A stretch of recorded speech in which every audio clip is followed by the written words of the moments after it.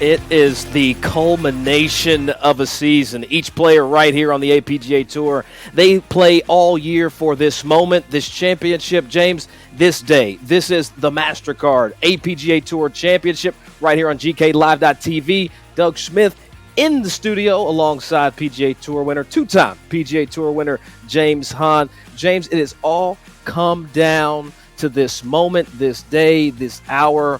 These players are playing for the biggest purse in APGA Tour history. Thanks to Mastercard, $55,000 up for grabs. Where are their nerves today, James? These guys are coming out firing. These guys, they know there's a lot of birdie opportunities. There's a lot of birdies out there. The low score yesterday was 7 under par. Greg Odom at 6 under par. Greg coming out firing today, birding his first 3 holes, adding another birdie to the scorecard at 10 under par total, tied currently in the lead with Jared Garcia. This is going to be a fun shootout this afternoon. You are right. It is definitely going to be a shootout. And we're welcoming you in to our Phoenix-based studio. Dougie Fresh again, James Hahn with me. James, final round on a tour that celebrates golf's diversity.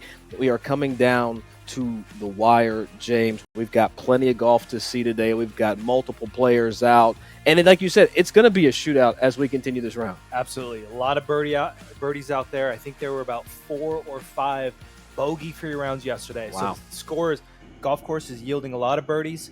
You got to take advantage where you can and try to limit the mistakes.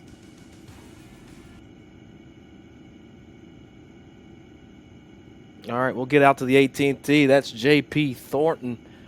There on the tee. J.P. played his college golf at Texas Southern University. There for Coach Hank. Back in the day, played a lot of golf growing up with this guy. Watch this swing, James. Just silky.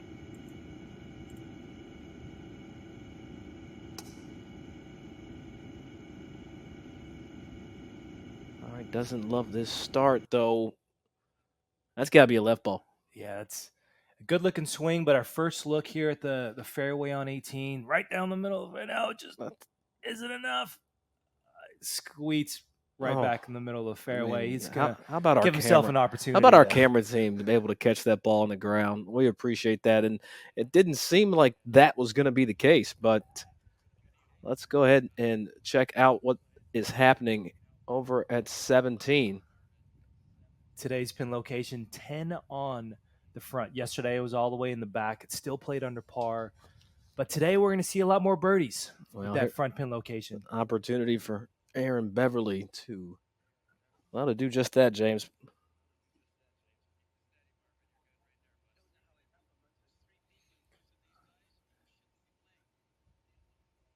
Is it enough?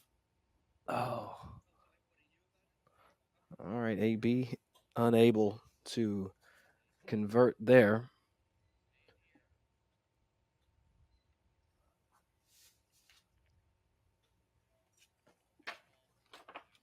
All right. A lot of interesting outfits today. You know, we got the green, we got the all black out here today, James. They're wearing their second round finest. You know, who's going to be the one that lifts up this trophy later this afternoon? Ooh, an aggressive roll. That's a good-looking putt there.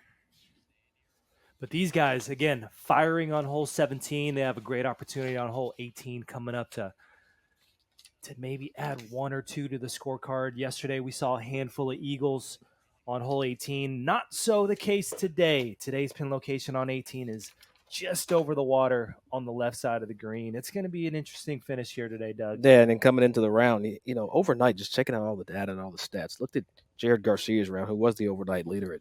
Shot 65 in that opening round, eagle the last hole. Did that with 1 bogey, 6 birdies, and an eagle.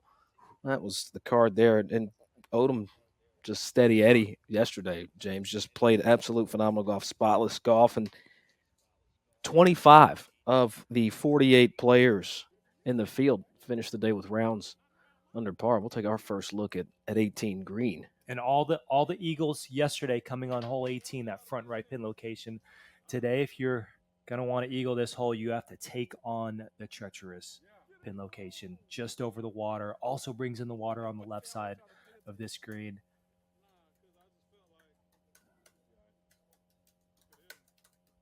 These guys are. I'll tell you what we're seeing right now, they're not APGA Tour players because there's a dress code to play on this tour, and you have to wear pantalones, that's pants, just in case you weren't aware. So we're just getting a little sneak peek of some guys that had gone out. Getting word there's just a couple guys. Guys are look like they're having fun.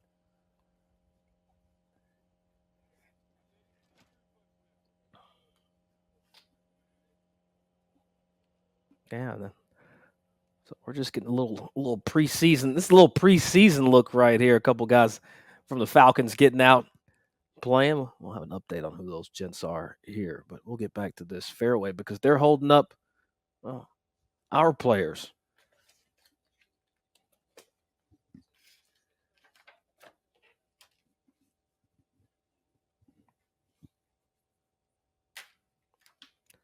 I'm getting word that J.P. Thornton here in the background, he's there paired with Christian Heavens as well. Cart's in the fairway, J.P. Now, is there anything more frustrating than having to wait on a second shot into a par 5 after a long round, hole 18, over water, and I feel like it's just icing the kicker? Doug, what do you think? Well, look, when we talk about the APGA Tour, the tour actually will have, public play out in front of the tour, unlike, a PGA Tour event or other major events. So this is part of what comes with the tour, being able to wait on public play out in front. Where we are at TPC, they've got their quotas and things that they've got to worry about, but that's what we're seeing. We're seeing some members of the Falcons out playing some G this morning, and you love to see it. I actually appreciate the fact that these gents are going to be able to play out in front. You know what I'd love to do in this situation is I would love to see these guys put their golf clubs back in the bag, reset their whole routine, and just start over. Tell me why. Just because, especially with a shot like this over water, coming into a par 5, I mean, there's so much dead space. You're starting to overthink the shot. Mm-hmm. You're not as natural as you were if you just went up there like in a practice round and just hit your second shot. So you're starting to take extra practice swings, and the thoughts are kind of going through your mind of where to hit it, where not to hit it. I'd love to see these guys just start over, put the golf club back in the bag, and just reset. Yeah. Well, as you are enjoying today's action, remember, you can make a real impact on the future of golf. If you're inspired by what you're seeing here, please consider making a donation. You can do that, apgatour.org. Every contribution helps support and elevate underrepresented golfers and stay connected with all things APGA Tour. And just be sure to sign up for their newsletter as well at the website, apgatour.org. You'll get exclusive updates, event news, and inspiring stories straight to your inbox. Okay, so we've got a little backup with that group of J.P. Thornton, Christian Heavens, and Troy Kuramahut, and we'll pause this group back. That's Andrew Walker, that group with Aaron Beverly as well as Marcus Mullins back, and J.P. 230 and change down the hill. And he's going to give this a go, James. Again, this pin location, 18 on, only 6 from the left side, so the proper place to miss it is on that right side. Anything in between the pin and the right side of the green, best opportunity to make eagle and birdie. I'd say a little late twirl. Started that in that front right corner. Yeah, just got a little ahead of it. Well, Thornton ball, we'll get an update here on where that ball finished. Might be in that. Yeah, seemed that ball, James, kind of got away from. Might be in that back bunker just a little bit.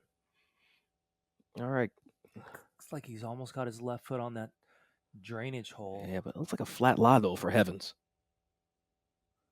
Trying to bring it in from the right side. Well, if there's anybody that can sling a draw, it's that man right there. And Christian Heavens is going to have a chance to finish his championship with a beautiful, beautiful look up the hill for an eagle. Great looking shot, about 12 feet into the hole. well worth the wait. Yeah, absolutely. And Troy down the hill, he's got 230, but James, this is probably playing what, down, I don't know, 20? It is down. You got to trust the yardage. You have to trust the elevation. Oh, looks like this one starting to turn a little left. Is it far enough? We'll have to get an update. Yeah, if you're going to miss it on that left side, you have to be able to cover the water and make sure you have enough club. But usually for a right-handed golfer, if you're missing it left, you're hitting it further anyways. You're covering it D-loft in the golf club, and so it's still a good opportunity for these guys to make birdie. All right, no. Aaron Beverly, less than driver here at 18. So we've seen plenty of run out on this tee shot. We've seen a lot of guys hit 3-wood off the tee yesterday. Plenty of club for this guy to get there in 2, even with 3-wood in his hand.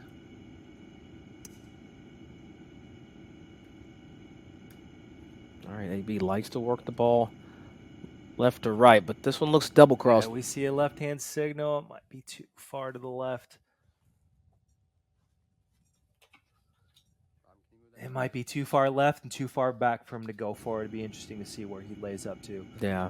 Or if he gives it a chance. Well, he's got plenty of power. That is not what he dissolves. And Andrew Walker stepping in here, and a more traditional play on a par 5 driver. I like this play. I really do. I feel like it's worth the risk to get that extra 30 yards to get it all the way down there and have yourself a shorter iron into this par 5. Yeah, Walker was able to get a victory last week there in St. Louis at the Ascension Classic presented by Doherty Solutions. Shot 8 under par, took home a check of $10,000. And that'll work with that quick tee pickup. You know he loves it. Okay. That ball's all the way down the hill. Wow, that is cooked down there. Can almost throw it on the green. Well, when you wear a hat like that, you better do something. You better do something decent. You can't just bring all that attention to yourself and not be able to hit some drivers. All right, Heavens definitely won the closest to the pin contest here at the 18th. And, Heaven makes his, he lives out here with us, James, out here in Phoenix, Arizona. He had moved here some 2 years ago. Actually, caddy's full-time out at Silverleaf, just out near you. Christian's just not having a great day today, but a lot of talent for that young man, and you can see it on the last hole, hitting it 12 feet for eagle. I love that you called him a young man. He's like our age. Is he? Yeah, younger, but I'm 42. That's fair. Everybody's young compared to me, Doug. Well, I'm not going to argue that. I'm not going to argue that, James. All right, this appears to be a long eagle putt from the back left of this green. Our first look here. Yeah, our first look at this, James, downhill, down grain. It doesn't look like there's much on Troy's side as he's coming down. No, these are the putts that it's hard to practice on a putting green because you can't find a putting green big enough to practice these putts. I mean, this is a good 60 feet. Down the hill, going towards the water, slightly left to right break. Let's see if he can judge the speed.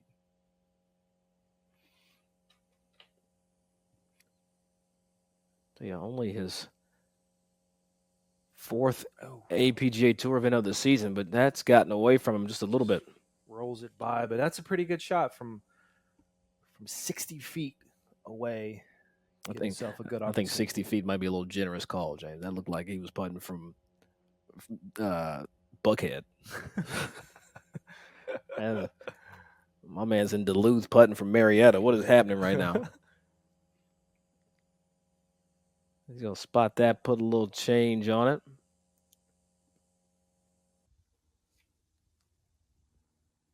All players. It's funny, James. A lot of players showing the aim point-ish of using their feet to read putts, but it doesn't seem like I'm not seeing the gang signs being thrown up like you see on the PGA Tour with the aim point. So when they're using the aim point, sometimes they're using their finger, and some guys are just And there's Heavens trying to finish with an eagle. Just leaves it short. And not going to work out to his advantage, but Christian Heavens will finish this day with a birdie. When it might make lunch taste a bit better, but not the day that Heavens had hoped to have.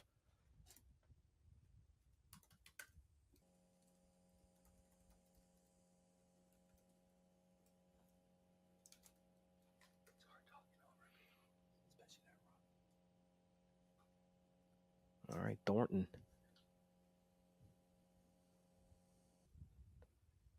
Trying to make the up and down from the back bunker. This is a birdie putt. Oh, stayed on the high side. It's a good stroke, James.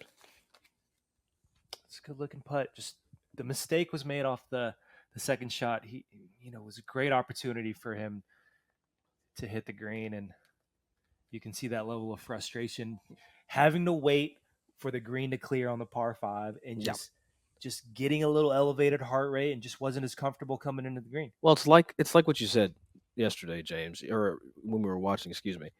Put the club back in the bag. Go ahead and reset. It's not time, to go ahead through the whole motion. And he just kind of sat there. He sat there static.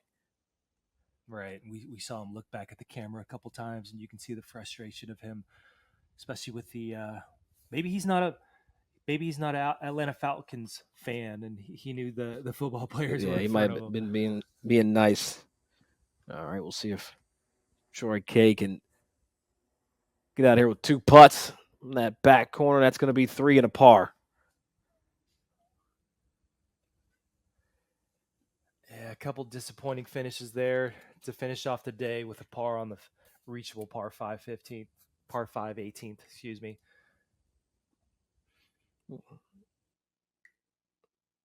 Well, that group has concluded. And I tell you what, James, people don't understand the impact of philanthropy. We're talking about a tour that was established in 2010 as a nonprofit organization. The APGA has been on a mission to bring greater diversity to the game of golf. I mean, it's just that simple. And APGA organizers host professional golf tournaments, player developments. There's mentoring opportunities, actively introducing youth to the game, and it's one of those things where how do you not want to support a group and an organization that is making golf look more like America? And it's great to see that Mastercard is kind of opening up the pathways for other companies to be involved. They're such a big company, a great sponsor to have, and a really unique opportunity for these young men to pursue their dreams on the PGA Tour. Yeah, I mean, 18 tournaments they'll play over the year, over $1 million in prize money and bonus money, and all tournaments are designed to prepare these players for the highest level, which is why we're here at TPC Sugarloaf here in Duluth, Georgia, and there is a quick glance, of the man pretty much everybody's chasing this season is Chase Johnson. Doug, what does he do so well? Why is he having so much success on every tour that he's played so far? That's a great question.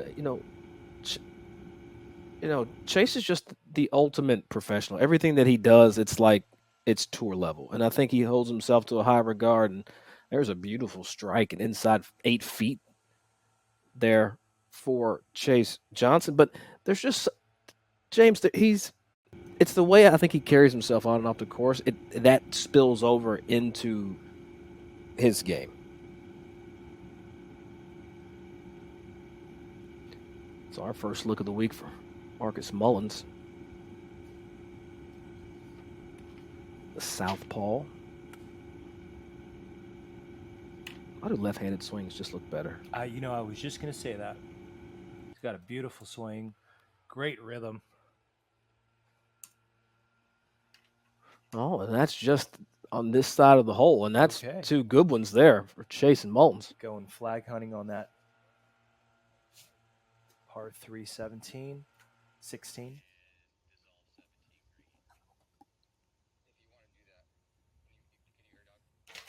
And our look here on hole 17, front pin location, 10 on right in the middle. This hole will play under par today. Great opportunity for any of these guys to finish birdie or even birdie eagle coming in. No one is out of the chase. Currently 10 under is leading the golf tournament. Anyone within striking distance of 3 strokes with 3 holes to go has a chance to win this golf tournament.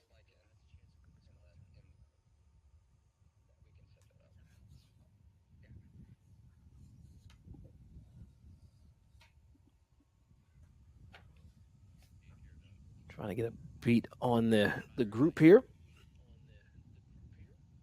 That's Cameron Riley. They're marking his ball. Shot an opening round. 1 under 71 yesterday. Actually, this entire group, James, shot 1 under yesterday. And Riley played his collegiate golf at my alma mater. There at Florida A&M, one of my alma maters. I got 3. Don't judge me. Cameron's from the Bahamas. You think this guy knows how to play in the wind? I'm playing the wind and on Bermuda. I think. That's half the battle out and there. college golf in Florida. Absolutely. Yeah, this guy will know how to read the grain.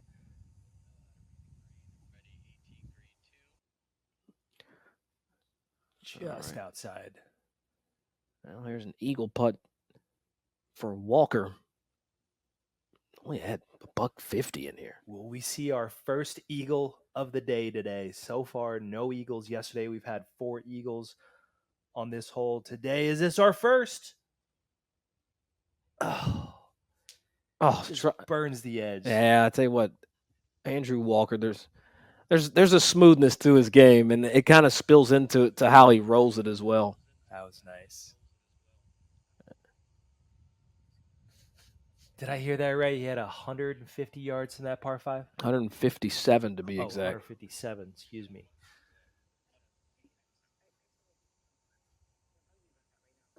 All right, Troy Taylor. Here's a birdie look down the hill. Kind of a benign putt. Great birdie there for Troy. You can see that ball didn't break too much. It didn't, and I'm happy to see his shirt tail's tucked in because I did call him last night. And then I told you I was going to call him. All right, Beverly at 18. I mean, of all golf tournaments, right? Tour Championship, just keep it professional. Just tuck it in. Just this 1 week. Well, he said his shirt kept getting stuck when he swung, and it was bothering him. And so I can relate. I'm 6 feet tall. Sometimes the shirts don't fit. For a guy like you at 5'5", easy 6, now, an inch above average. As Machino makes one. Shorter guys don't have that problem. I don't appreciate anything you're saying right now. You played on tour, so your shirt tail links are custom. So I don't. Us off the rack people, we got other issues. Is Riley going to try to kick one in here and save his par?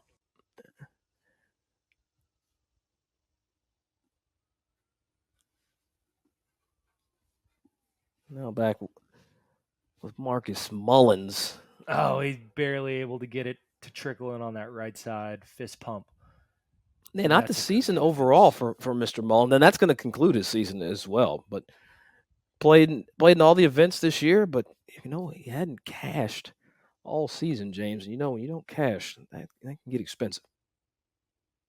The good news is every play in this field today will get paid. Wow. That's a phenomenal point. By Mastercard. It just goes to show you, I mean, you might get, for some guys that's finishing, back in the pack, they might get their rental car paid or their hotel paid for the week. So big shouts out to Mastercard and all the folks that work, new CEO of the APGA this year, Keith Hulamar, he's come in. A lot of energy. Nike guy came over from Nike Corporate as Aaron Beverly finishes his season here on the APGA Tour. AB makes his home out in just outside of Napa. But James, we've got a lot of golf coming up. We've got our leaders coming through here in about an hour, but we're going to see all the players that we can before that. It's the 2024 Mastercard APGA Tour Championship. And we are back and now iron off like the 18th tee. A driving iron. Yeah, That's Quinn Riley. Or excuse me, Quinn. I said Quinn Riley. That's not Quinn Riley. That's Cameron Riley. What a cool looking shot. That was Like a mini stinger. Yeah, just a little. And scooting it down the You know fairway. what, Now, is it a shot that he's planning on laying up? Is that why he hit iron, or do you think he just hits it too far? No, that's just a great question. I'm really not confused as Machado goes ahead and sets it up. He's got this on the ground. Is this DOD? DOD. No way. Usually, if you're going to do that, you're trying not to miss it a certain direction. For a lefty, he's trying to take out right off the tee, and you can see all the high grass on the right side. I don't. Did we really just see the DOD shots?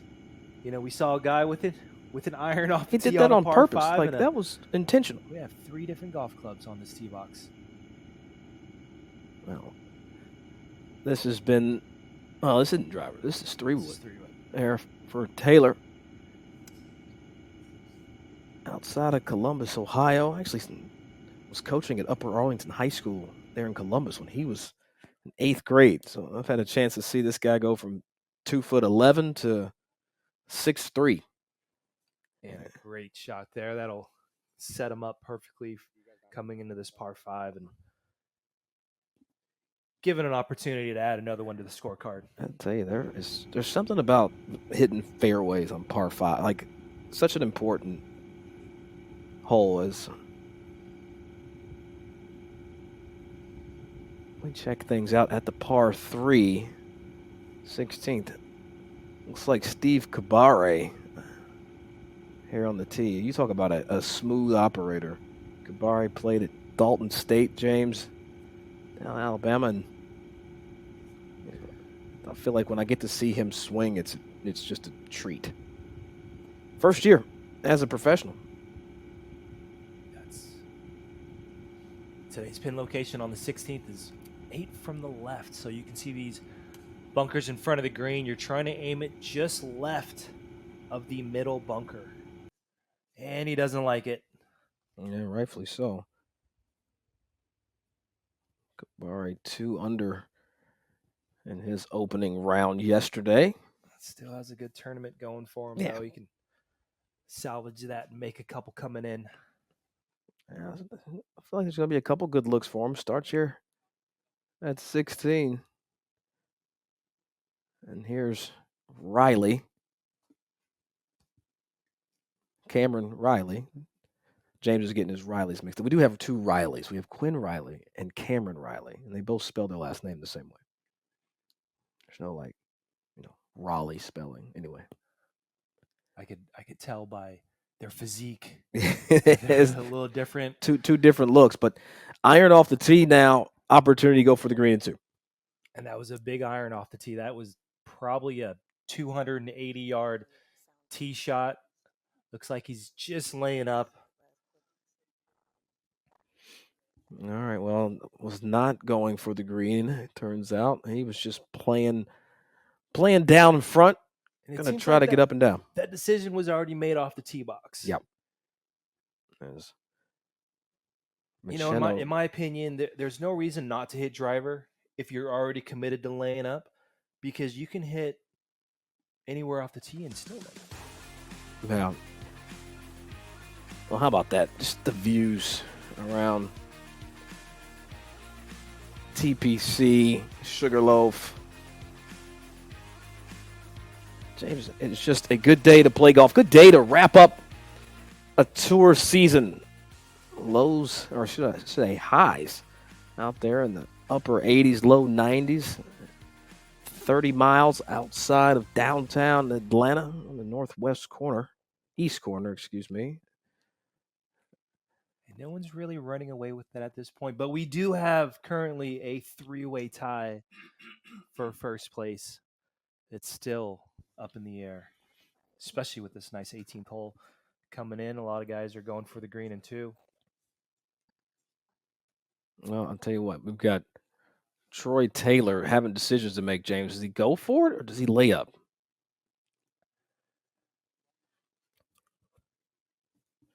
So he's got 232 downhill. So it plays a lot less than that. This is definitely a go for shot. He tried to swing it and has lost this one up on the hill. Safety first. I mean, you can see that ball. We saw a little peekaboo shot Yeah, right just there. a little, just a little peekaboo. Yeah, best tournament But of the year. Plenty of green to work with coming out on that.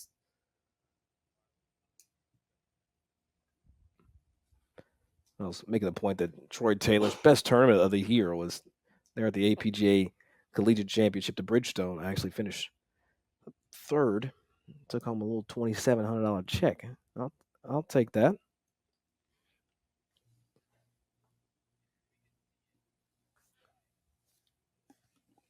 He's got actually 2 third-place finishes. Oh, there you go. This year.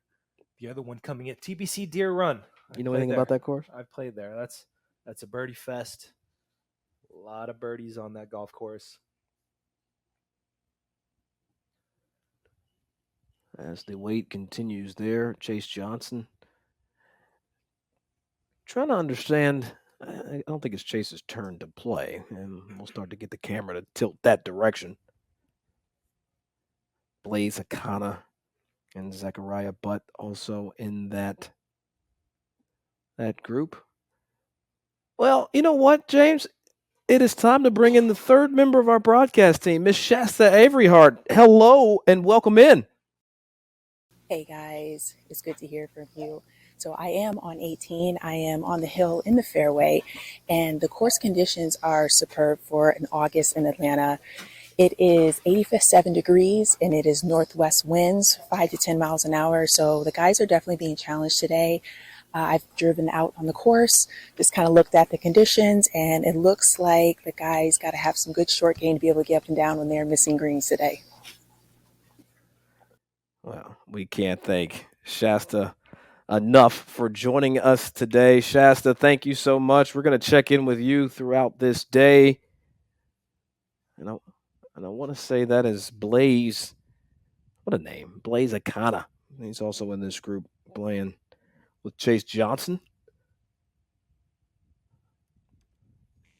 Talk about a guy that's played in a couple PGA Tour events, James. He's played the Sony Open, and hitting shots like that makes sense. Look at these balls on the green. Whatever you can do, I can do better. Looks like he hit that right next to Chase's ball. Just a little closer to the pin contest. No big deal. And you can see why this hole's playing under par with that front pin location. These guys are going for it. No trouble around the green. Just take dead aim. All right.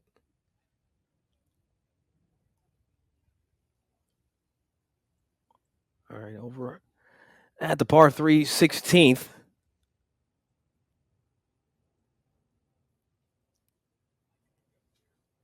Trying to get a beat on who has the honor.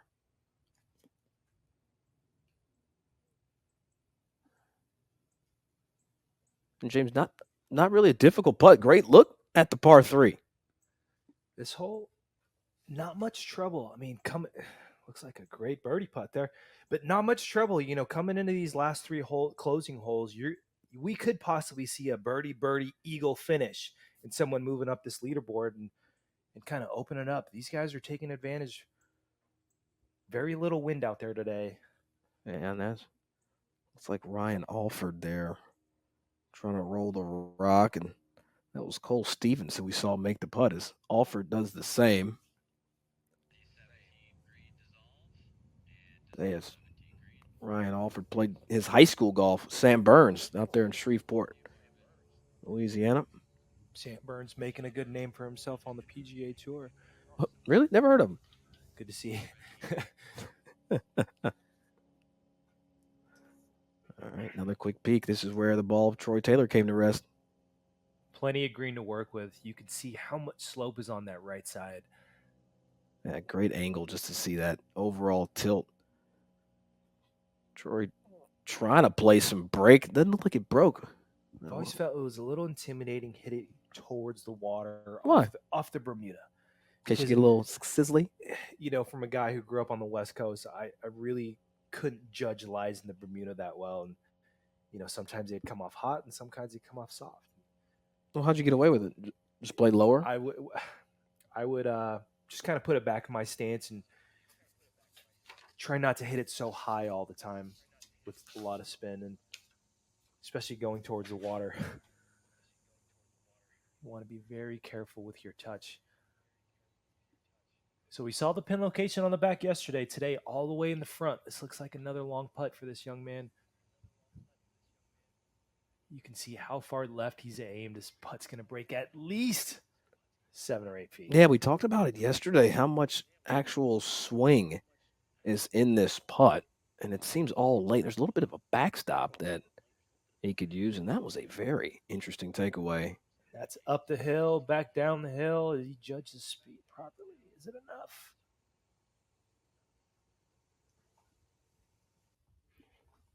You can see how fast these greens are later in the day. Yeah, that's the group of Chase Johnson, Blaze Akana, and Zachariah Butt. All the players making up that group. Now Riley, we saw the layup.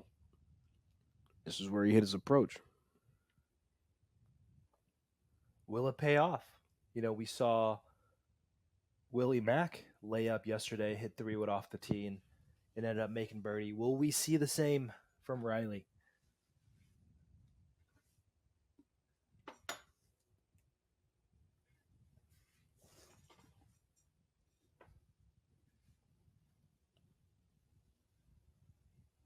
Got to guard against speed down this hill, though, James. Looks like he just left it short.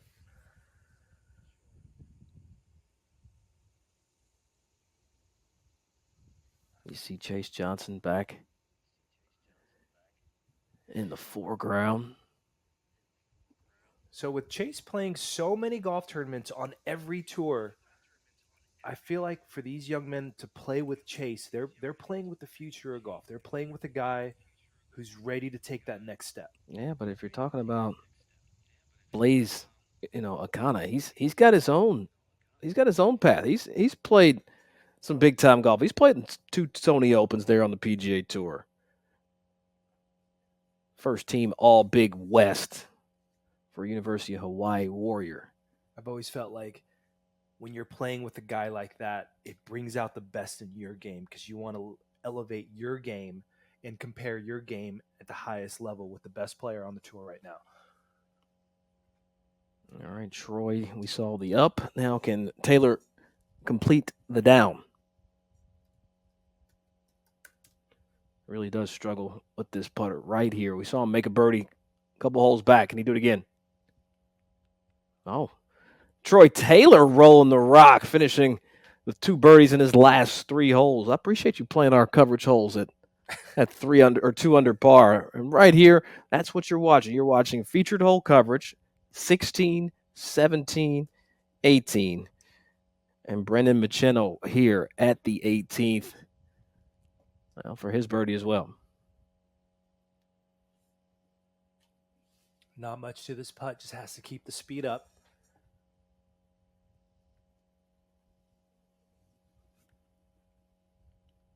Yeah, you said it. Not much to it. Able to knock that down, James. And I'll tell you what, this leaderboard is starting to really stack up at the moment.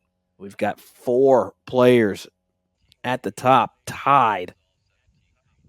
Is there any better feeling than birding the last hole to finish off the season? Eagle it. Eagle or finish birdie. Yeah, you can just eagle it. Either way. All right, there is all 3s in the group for Chase Johnson, Blaze Akana, and Zachariah Butt. They'll stride off. We're here because of Mastercard. We appreciate all of their efforts putting this on, having us here in the booth. I tell you, James, as we take a quick little moment, when we get back, we're probably going to see some more birdies. I'm looking forward to it. We'll be right back. Just a moment. Did you know MasterCard and fintechs are helping this entrepreneur dream bigger? Look closer. MasterCard is securely connecting more of their financial picture beyond credit scores so lenders can approve loans for those who deserve them. meaning this small business can keep opening new doors. Mastercard, helping partners do incredible things every day. Together, the possibilities are priceless. The Advocates Professional Golf Association was established in 2010 as a nonprofit organization with a mission to bring greater diversity to the game of golf. The APGA prepares African Americans and other minority golfers to compete and win at the highest level of professional golf and in the golf industry. Go to apgatour.org today to donate and support us. Oh, what a shot. Up on the hill, looking down at the 18th hole. We're back 2024 playing of the Mastercard APGA Tour Championship here in the booth. Doug Smith alongside PGA Tour winner James Hahn. James, when we came into the day, I actually wrote down a note. I said, we're probably going to see a winning score around 9. Only twice this whole season we've seen the score actually get to 10. One of the places being at TPC Deer Run. Now, at this moment, looking at the leaderboard, we already have 4 players tied at minus 10. Now it's like it's going to take 12. I'm thinking a little bit lower than that. I think 13 takes it, 12 is in a playoff, especially with 18 playing under par for the week. All right, and we're going to go and check out where that ball has concluded, right in the stripe. We saw Christian Heavens down there as well earlier today.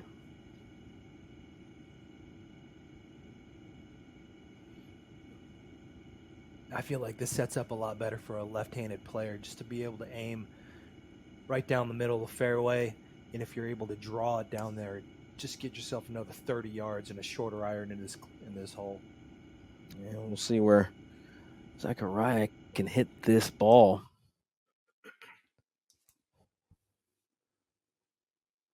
Zachariah, but he's down there split in the middle, outdrove his playing partner by a step. And then our season-long points front runner, Chase Johnson. I don't think anybody can catch him if you do all the numbers.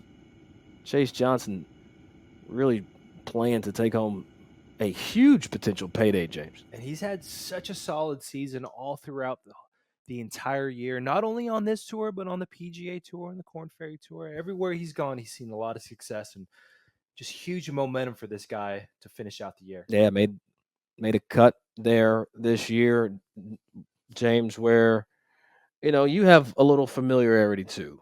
The Genesis Invitational, you have a win there. Chase Johnson was able to have that Charlie Sifford Memorial Exemption invite in from Tiger Woods. He finished tied for 51st there at Riviera, and he made some cheese. 51st place got him $51,000. Making money on tour and on any tour that you're on definitely helps the confidence. It's one less thing to worry about, because a lot of these guys having to pay your own airfare, hotel, rental car, it adds up. Yeah. Those credit card bills add up. And so to be able to knock off a big chunk of that and not have to worry about this month or next month and paying your bills, you can just free it up, go start firing at flags and start trusting your abilities. Talk about Chase Johnson. The New Year's baby. Thursday is the 2nd of January. 27-year-old from Barberton, Ohio. Makes his living now. Plays out of West Palm Beach. Went to Kent State University. But when you look at what he's done on the APGA Tour, already 2 wins this year on this tour. He won at the PGA Golf Club. He won at TPC River Highlands there in Cincinnati. Best Korn Ferry finish this year was a tie for 12th there at the Blue Cross and Blue Shield of Canada, the Wichita Open.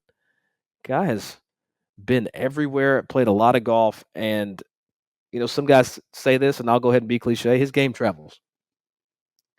And to see the scores that he's also putting up on the Korn Ferry Tour, he's putting up 65s and 66s. His game is very solid. If you're able to compete and make birdies on the Korn Ferry Tour, you definitely have the game to take it to the PGA Tour. And now it's Blaze Akana down the hill, 232, James. Downhill, plays 20 yards or so downhill. You can see him aiming over to the right and trying to draw it back in to this front left pin location.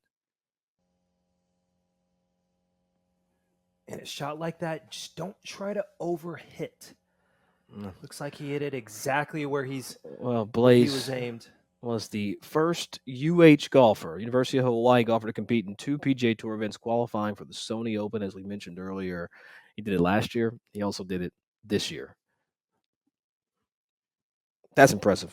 Now, a little bit more work to do for this left-handed guy. That's Mr. Butt. Let it fly, taking a direct approach. I don't think that's the line that he had hoped for. And for a lefty, if you get a little too quick with it and don't quite square up the club face, that ball is going left and short. And that's not the miss you want on this hole. No, it appeared that ball might have stayed left, but we'll have to get another update. Well, update just came in. Zachariah Butt has rinsed that shot. Akana on the green. And now our points leader. Just a friendly reminder. He hit 3-wood off the tee and outdrove the other guys at a driver. Chase John. Hey, like you got that Cobra Puma, that cat on him. Just a beautiful looking swing there. Well, he's left this out right, but left it out to the right, but it's the correct place to. And we'll see that ball. You can see that ball there on the back, kind of left side of the green. There for Chase, but he's going to close out his season, not the championship that he had hoped for. Wanted to kind of run the tables, win the Tour Championship, win the season-long points race.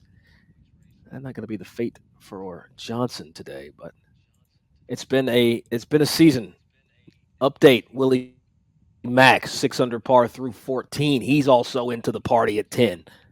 Garcia, Odom, Mack, and Butt, who we're seeing in our coverage window at the moment, the big lefty. And don't forget about Kevin Hall. He's only 2 shots back. We've got still has 9 holes to go in his golf tournament. Does he have enough firepower to catch these guys on this back nine? Well, he's going to be stepping into the window here shortly as we're catching up now with Cole Stevens trying to make a birdie putt here at 17.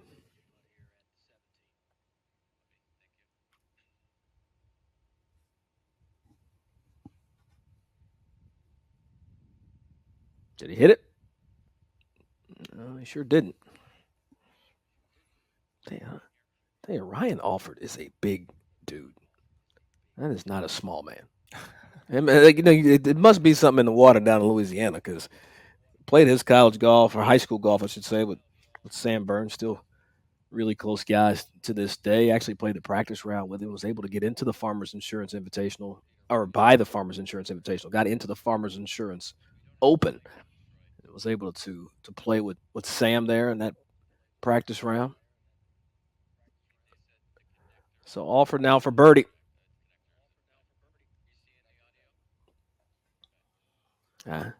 He is a winner on the APGA Tour, but hasn't been this season. 2 seasons ago. The first time the Tour stopped, in my neck of the woods, James, Valhalla.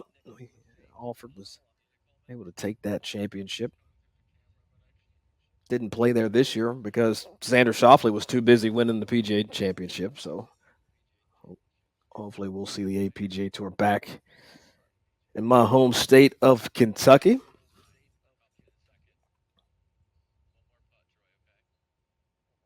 And Stevens to close.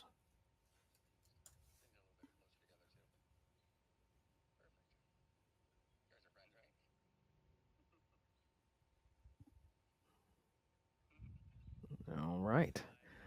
That is a par for Cole Stevens.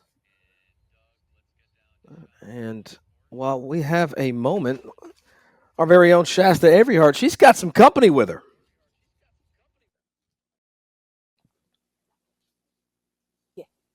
Yes, I do. I have Keith Hulamar, the CEO of APGA Tour, here with me. And Keith, I want to talk to you about How was your first year taking over for the APGA Tour? You know, the torch being passed along to you. First year was really incredible, and it was no small feat because of all the momentum that the APGA had coming into this year. But I think the team has kind of rose to the occasion. It's been a fantastic year so far. Love that. And for the Mastercard partnership that you have, talk to me a little bit about, you know, how did that grow to be where it's at now with the large purse and just the support of the APGA Tour? Mastercard's been incredible. They've been a partner for a couple of years, and it was through the relationship with the PGA Tour that we have it. But in this year, they've helped us increase purses in some key tournaments. They've really stepped up. They've allowed us to have telecasts. They've really offered a lot. So I would say as much, if not more than any sponsor, Mastercard has stepped up and helped us make this a great season. Love that. And for 2025, what does the APGA Tour look like? The continuation of all the multiple sponsorships that you have. How will that be moving forward? I think next year, almost the sky's the limit. The biggest thing we want to do is take our tour and continue to get it as close as possible to the PGA Tour experience, whether that be the courses we offer, the amount of rounds they play, the smoothness of the schedule, organizing all of that stuff. We're just super excited about everything. Well, thank you, Keith. I appreciate that. Now back to Doug. Thanks, Jeff. Well, thank you so much, Keith, spending some time with Shasta. Shasta, tell Keith I said what's happening. Let me borrow some of his face moisturizer. That's the smoothest man. He's smooth, like literally and figuratively. Like this dude's super smooth. And now with Blaise Akana, this is an eagle putt, James, here at the 18th. Aiming well out to the right and letting the slope bring it into the left. It's got to go just a touch. Looks like a great read. Just didn't get the speed. No. Zachariah having a great day today. 8 under par. At one point in his round, he had 5 straight birdies. Man, that's impressive. I mean, you look at that card. Started with birdie. Started the day off. If birdie in 3 of the first 5, and then just got hot. 5 in a row. It looks like another birdie setup for him on the last hole.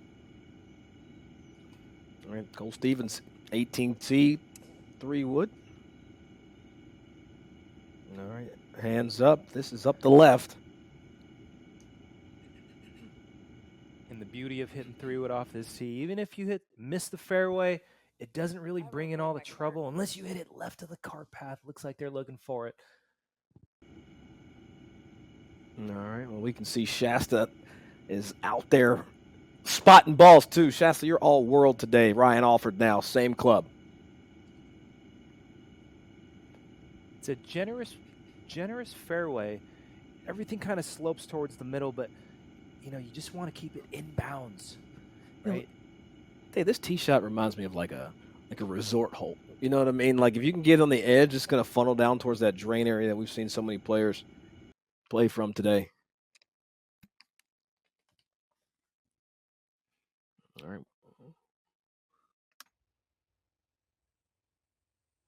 All right, now here at 18, Chase Johnson trying to do no more than 2 putt his way, get him out of the house. Just 2 bogeys, 2 birdies on the card for Johnson. Tell you that hat off right there, James, tells me a lot about the round of golf that he's played. Yeah, just a frustrating tournament for him. Only making 6 birdies for the last 2 days, and that's not going to do a lot in a golf tournament like this. And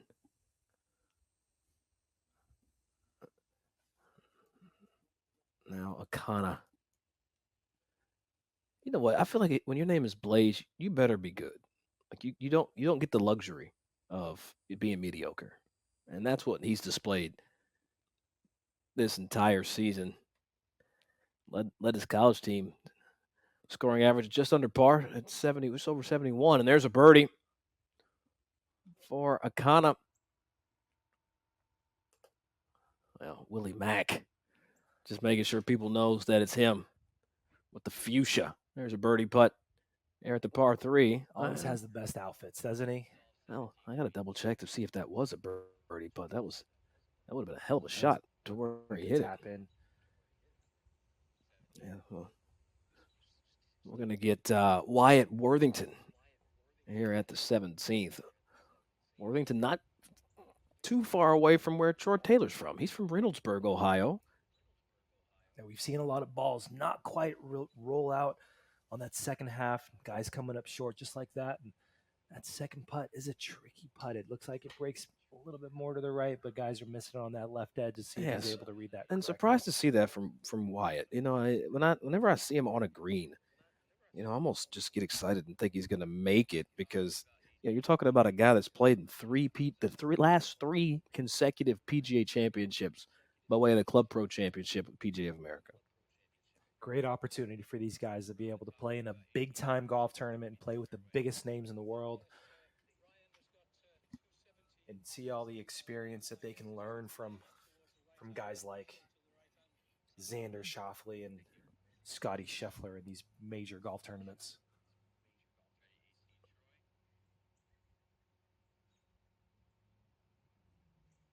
All right, Troy Stribling. Just a quick hit. Didn't like that one right off the bat. That wasn't Troy's jam at all, was it?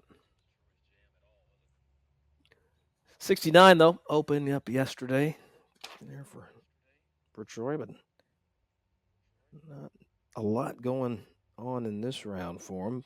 But it seems that's kind of the trend, James, that we're looking at this leaderboard. You think that the course is in a great position. Shasta said that the scoring was optimal, but when I look at Troy Stribling's round, he's got 3 birdies, double, 4 bogeys. He's seen a bit of everything today as we get to 17T with, the Pink Panther, Willie Mack. Teeing the ball low usually means he's going to go little squeeze cut. 300 yards over that bunker on the right. Does he have enough firepower to get it all the way down there? But front pin location today. Got to hit the fairway off the tee, and it'll give you a good opportunity to make birdie on the 17th. Okay, well, Wyatt left himself a lot more than he would appreciate. I always found it interesting. He's putting back down, or appears to be downhill, but up fairway. As Wyatt, well, that was 3 wiggles quick, Jay. Yeah, just never quite squared up the face. A little frustrated after his first putt. All right, there's Ryan Ellerbach. He and Mac paired with Michael Broadham, Big Mike, what they call him. Mac, Ellerbach both shot 68 yesterday, but it has been a straight sprint to the finish for this group, especially with Mac carrying the load at 8 under for the day, and Ellerbach just won. What a beautiful swing there. Yeah, it really does. Big guy, and now a little trouble in here for Cole Stevens here. Just kind of trying to get it back out into play. And it seems he did just that. But, James, you got to kind of Good news is they found it. Yeah, that's thank you, Shasta. Shasta found that ball. And so with the 18th being a reachable par 5, he still has a chance to hit it on the green and give himself a birdie look on that closing hole. Yeah, we'll see what Troy Stribling can do back here at 17. Looks like he's going with lesson driver. Silky swing for the big man. I know, big fella got touched. Smooth. That's how it's supposed to be, man. Get up there and God, just such great tempo. I'd love to see that swing again. Yeah, it's been a tough season though for him. Best finish was a tie 13th there at that Bridgestone APGA Collegiate Tournament. Made $675, and up close now with Dalton State recent grad. This is his rookie season as a professional, first year. And Kabare has 213, and James, he's got a lot that can kind of shoot on him. Now, coming out of the Bermuda, you're not able to judge your spin properly. Usually it comes out knuckly. You're not able to stop it. Number one thing he's trying to work on here is just get it over the water. Anything, even in that back bunker, we've seen guys get up and down. And so you're trying not to be too aggressive to this pin location. You're just trying to get it anywhere on the green. Back long is okay, and just And it just seems like he's got to play for that back bunker, right? Just safety first. Just a fantastic golf swing from the young man, Steve Kabare. Very kind kid. I like that dude a lot. I can't wait to see kind of what he does as a professional golfer. Reminds me of me. Yeah, we're looking at the same 211 down the hill. Fluffy lie, just not able to get enough spin to keep it on the green. So in this scenario, just try to land it anything on the middle of the green. And if it happens to stop, great. And if it ends up going to that back bunker, trust your short game. Guys, you don't have to hit everything close to make pars and birdies. All right, well, looks like he's got this started a little left. And, oh, James, this could be. And what you Oh, don't James, wanna you do saw it. is- You saw it. Exactly. Oh, man. You that is- don't want to compound mistakes. Oh, man. Compound interest is great. Compound mistakes, they are not. They're stribbling. Back at 17. Silky. Looked like that ball was sitting up nice. Is he able to get enough spin to hold it up into this front pin location? It looks like he's just hole high right. Yeah, So that's not the worst place to be. Got the distance correct. I think that's one of the, like you said, James, one of the hardest parts playing on Bermuda, trying to judge and gauge. And that's Everett Whiten Jr. Well, he's going to go ahead and let this thing fly. tee it high and let it fly. I love this move. Stay aggressive. And you see, trying to work that little CUT off the left side. He's looking at it.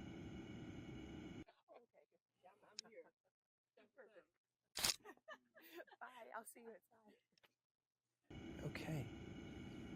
Looks like it's in the middle of the fairway, and another good opportunity for him.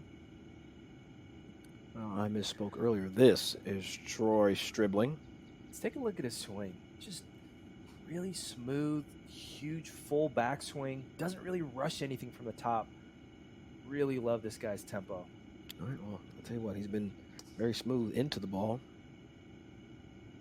There's some speed there, too. Like, let's not. That was nice. You know, we're talking about how he hits it. There's some gas in the tank.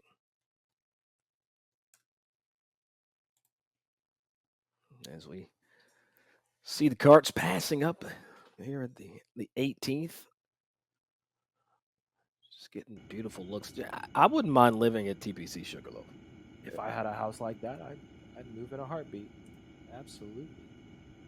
All right, so Wyatt Worthington. Let's see. Wyatt, I used to call him Black Kuchar because he used to like lift up, kind of like Matt Kuchar, Okay. and kind of, hover the driver. Let's see if he's fixed that at all. Nope, just a little bit.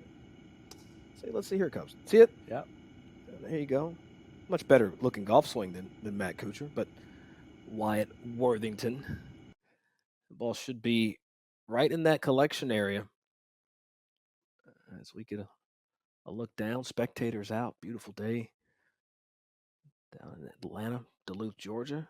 You can see Stevens down there taking another drop out to play. Dalton State graduate Steve Kabare standing up on the green all by his lonesome, James. Just up there hanging out.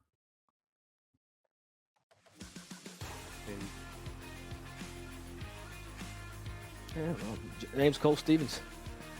Let's spend some money on this last hole because he's going the wrong way. Yeah, had a great round leading up to that 18th hole.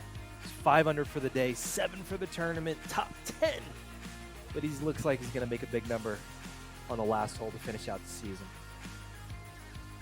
I'll tell you what, a lot of movement in this leaderboard. Gregory Odom has a one-shot lead over Jared Garcia at the moment. He's 6 under for his round. He's at -12. Garcia at -11 now. Mac, 2 shots back, but he's running out of holes as well. Mac's at 10. And then we just saw, or about to see, Zachariah Butt finish his round, or we just saw, excuse me.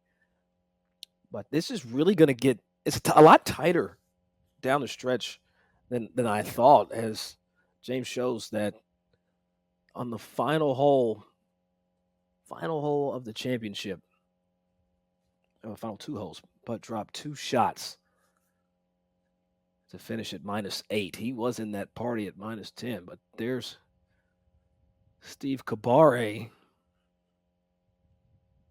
Oh, this is a birdie putt. Long birdie putt. Is it enough? Oh, that's a great way to finish out the season. I don't think that was a birdie putt. I think that was an eagle putt. Whatever it was a great putt from long. That was an eagle long putt. Distance.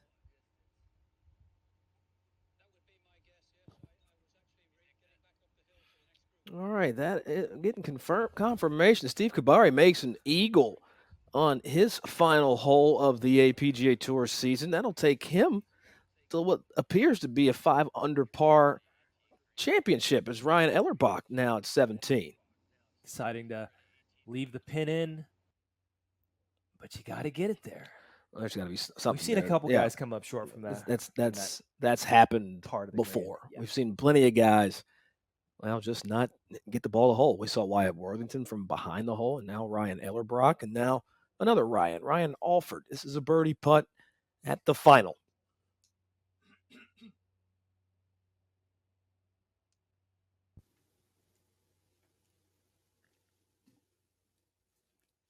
Guinea match. No, just on the left side. Just played a little too much break. But yeah, not the championship week that Alford had. Not a birdie today, but there's Willie Mack at 17. He knows he has to make this putt.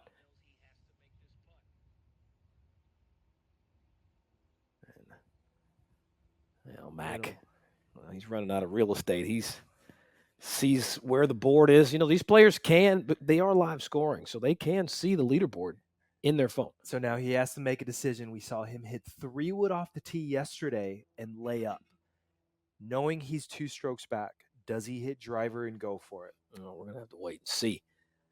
And it's been a hole for Stevens. He hit his first ball into that left Bahia, pitched out, laid up into the water, and got up and down. That seems to be a bogey that he's going to make. That's a heck of a bogey. There's Big Michael Broadham playing with Mack. That's going to be a 2-putt par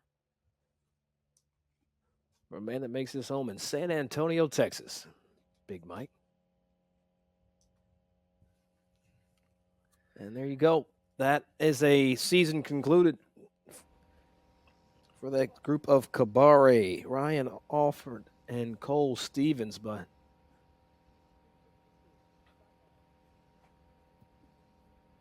all right, we're back on 18 with. Well, I call him EJ. He doesn't like it, but Everett Whiten Jr. eyeballing this shot down the hill, James, and before we get there, let's check out Ryan Ellerbach. Just clean it up for par.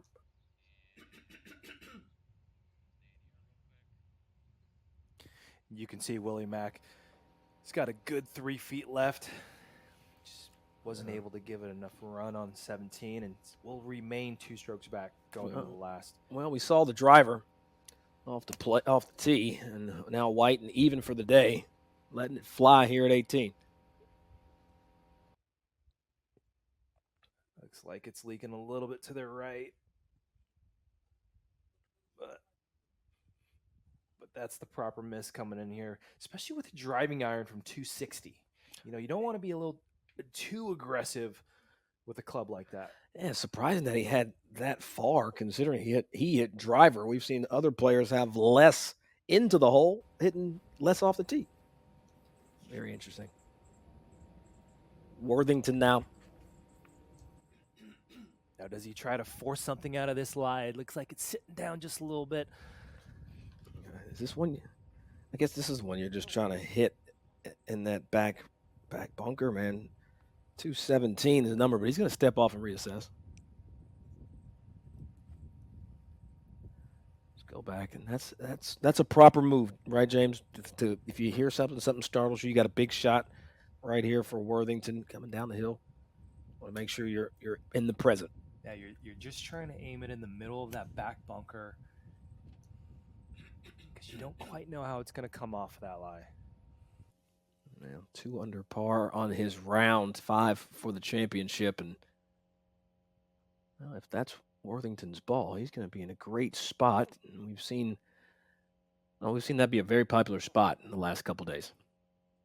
Yeah, it's fairly easy putt. Just have to judge the speed. It breaks about a good 4 or 5 feet right to left. Seen a couple of guys coming up short. All right, well, on a tour that celebrates golf's diversity, we are so thankful for the opportunity put forth by Mastercard to have, well, not only myself and James in here, but Shasta as well on the ground. This entire broadcast, technically brought to you by Mastercard, is we're now back on the 16th tee. Hole 16, 24 on 8 from the left. You want to aim it just left of that middle bunker there. Great looking hole. Yeah, Aaron Grimes not enjoying what we see. And there's Troy trying to saw something off. Didn't expect to see that finish.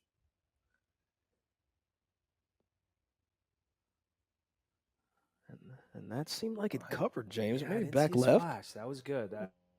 That's where you're praying in midair. You're just hoping. Yeah, just hit land. Just somewhere, anywhere on land. I'll just give you an update. Yesterday, this hole played at a stroke average. Not this hole, the 18th hole. Played at a stroke average of 4.4. So players having a field day. Hakazimana now.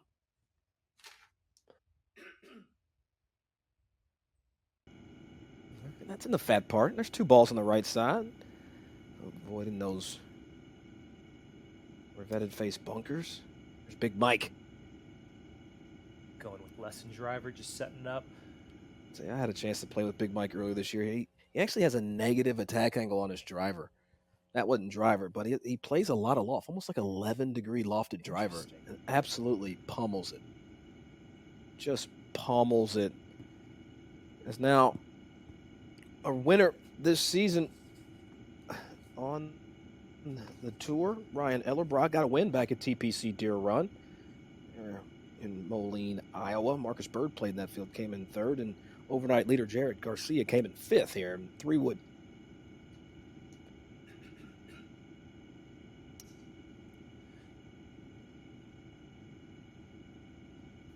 Just trying to hit it anywhere in the fairway and give yourself an opportunity coming into this front pin location. You talk about a lot more 3-woods off this tee today than we did Yeah, yesterday. I mean, I am surprised. I think it's interesting too. The younger players are have a hit driver, kind of the older guys. And when I say older, plus 4 or 5 years on the tour, everybody's not 40, James. Okay. You're by yourself in that range, but well, just 24 here. Everett Whiten. You like to play here with the wedge? Down green? I'm a better putter from long distance than I am a chipper. I would probably use a 9-iron or think about putting it. But these younger guys are, they're flying at halfway there. Yeah, this ball's just not breaking. Great touch. We've seen we've seen a few players now from in that vicinity overreading, how much movement is actually here at the 18th.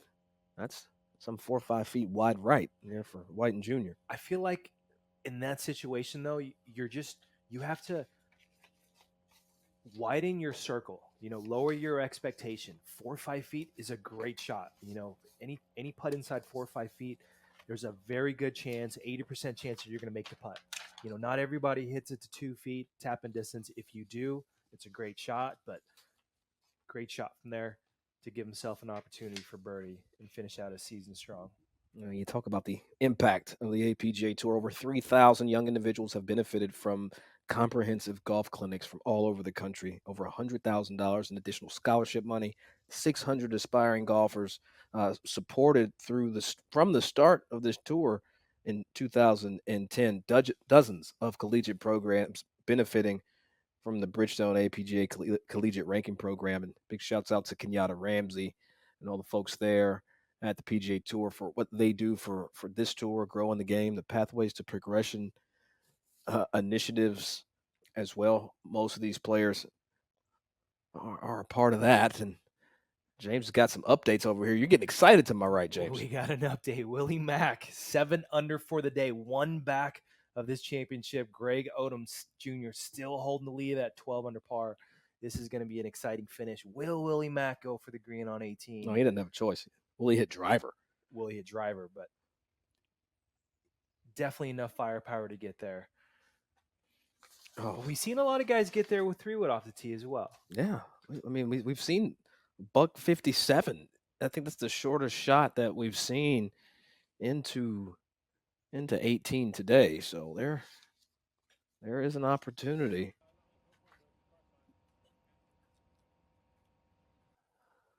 And so let's just take a quick look at the Pink Panther. Well, we'll see him later. And now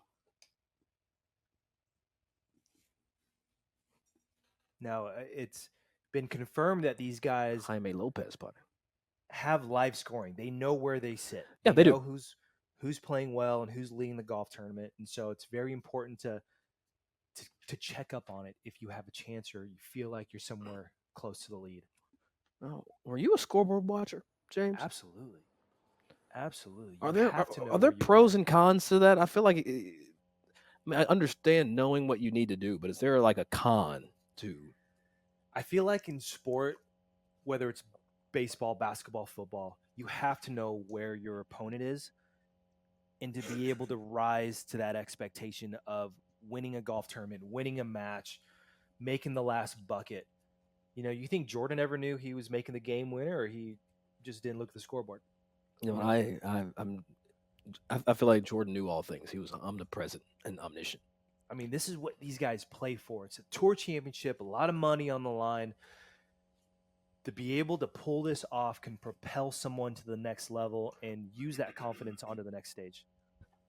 Well, talking about the money, James, the largest purse, thanks to Mastercard in APGA Tour history, $155,000 purses. We see Worthington letting this one drift down this hill. So get this, the winner of this championship, $55,000 check.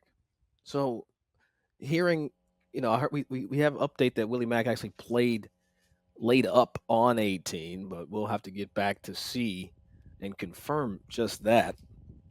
But $50,000 is also going to go into the pot. Well, Chase Johnson's going to get that for the season-long points race winner of that Cisco Cup. And as we see, Whiten makes his birdie, completes that up and down.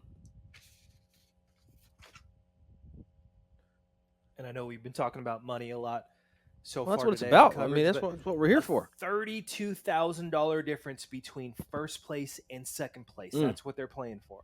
$32,000. That is impressive. And well, these gentlemen have concluded their days. Whiten will finish with a birdie to go with 2 bogeys and the 2 other birdies. So that's a 100 par. Oh, this is interesting. He's going to have to hit it over his partner's cart. I've never seen this before. Big Mike probably just doesn't care. Well, how often do you see a professional golf tournament with carts out the fairway? I mean, man, it's a great. Is he going? He's going. Oh, this is going to be amazing. All right. Well, does he even know he's hitting? I that's Ryan Ellerbrock down in front of Big Mike. Send him a text or something. Willie Mack way down there. Oh, Big Mike. And he double crossed it. Did all that for apparently. We see it. Big Mike with the big drink. Oh man, that all of that effort and with that finish. That's some sportsmanship, though. I mean, does he? He probably told him to stay there. There's no way in hell, James. There's no way in all hell that he's going to know that. How about the next time we play? I'll park my cart in front of you. I'll still hit it. I hit it plenty high. You're not in my way. You let me know how that feels. Ellerbrock here at 18th, trying to close out his tournament season here on the APGA Tour. Aimed well right of this flag. Looks like he's trying to bring it in right to left. Oh no! Does he double cross? He says it's on target. This could be great or horrible. I didn't see a splash. I don't think he just looks like he got away with it. He was aimed well right of that flag. Of the city.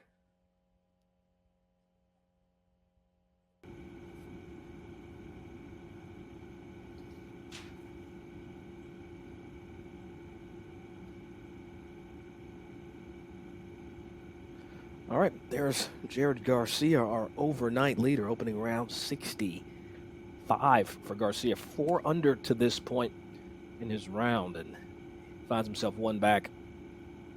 I feel like that's kind of what he was playing for. When you have the overnight lead, you're looking at, what score do you need to do to win this golf tournament? And you would think that 4 or 5 under for him would be enough. But, when guys are making birdies and eagles and 6 and 7 under in this final round.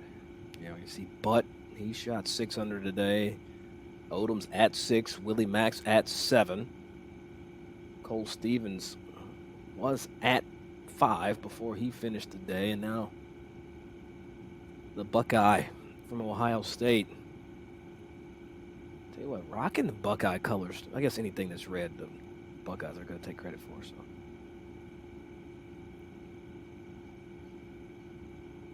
all right, James, big shot though. Big. It's time, or if you're going to compete, it starts right now.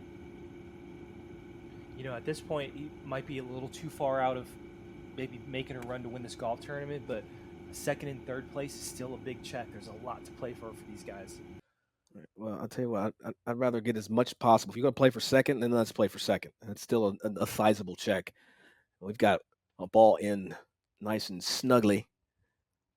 I don't think that's the ball of Hall, but we will have to check on that here in a few moments. Well, James, how far back is too far back?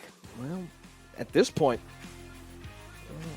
if you're back, you're almost shut out. Greg Odom Jr. leading the way right now, 12 under par. He shot 66 yesterday. He's at 6 under now. Saw him in our broadcast window. And, looking at kind of the surprise, James, of this 18th hole for me is I understand sticking to a game plan. If you're Willie Mack, you're at 7 under par. You're on the 18th hole. You hit 2 hybrid yesterday off the tee. You laid up. But seeing him do it again today, is it sticking to your game plan, or did he just not change in the moment as he should have? Could have. I mean, we'll see if it pays off. Maybe him birding the hole yesterday after the layup, maybe that's encouraged him to do it again and trust his wedges and trust his putting short game to get it done. But is 12 enough? That's the question. Does he need eagle to win this golf tournament, or is birdie enough to get into a playoff? Because we already see Greg Odom, he's already at 12 under par. Yeah. So the best case scenario for him is the hope that Greg either makes a mistake or he stays at 12 under and even just has a chance to get into a playoff. But for how well Greg's playing, you got to believe he's going to birdie 1 or 2 coming down the stretch. Well, we saw mistakes from Stevens. We saw Michael Broadham make a mistake here as well. So there are plenty of ways to mess up around on this 18th hole, James.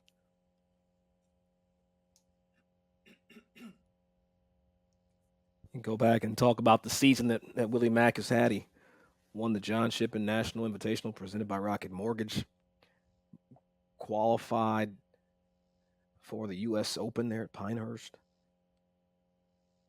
This guy 2 seasons ago, Monday qualified into the event that you won, James, there at the Wells Fargo. I'm really surprised they have Monday qualifiers for elevated events.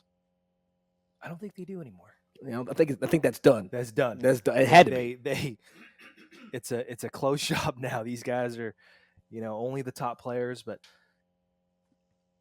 this Tour Championship coming down to the wire. Only a few groups left on the golf course. Who's going to be able to take it down? Seems like right now it's only a 3-man race between Greg Odom, Willie Mack, and Jared Garcia. Well, all right, he's electing to keep the pin in. Yeah, Ellerbrock found himself here in 2. And this is an eagle putt. Only 1 under on the day. 2 birdies and a bogey. Bogey came there at the 9th.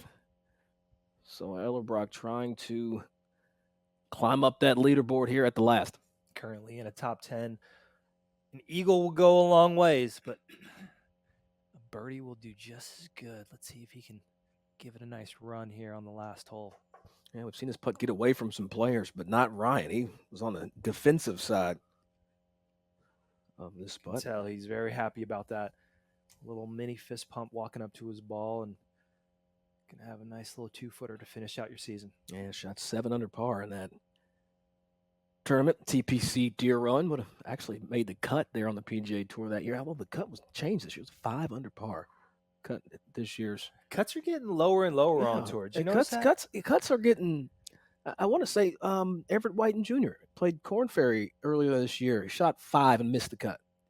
I played a golf tournament in Lexington, Kentucky. Let's go. It was at the crib.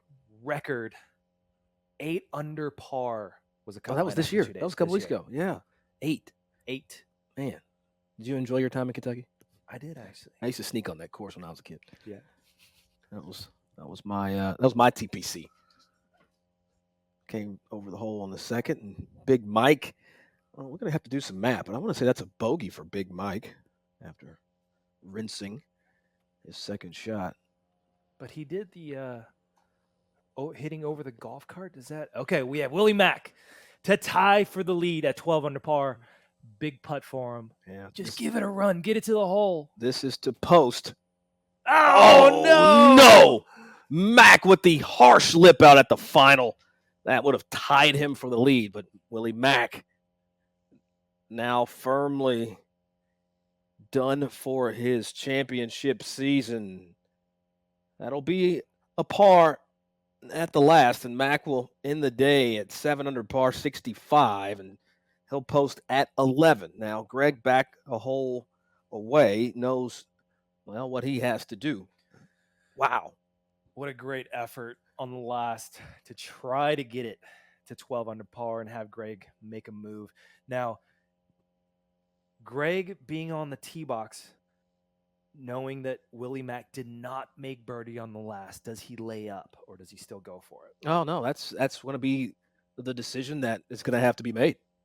What will the play be as we're going to wrap up this APGA tournament season. This is the Mastercard APGA Tour Championship at Sugarloaf here, TPC Sugarloaf, Duluth, Georgia. Eller Brock, his season has concluded now.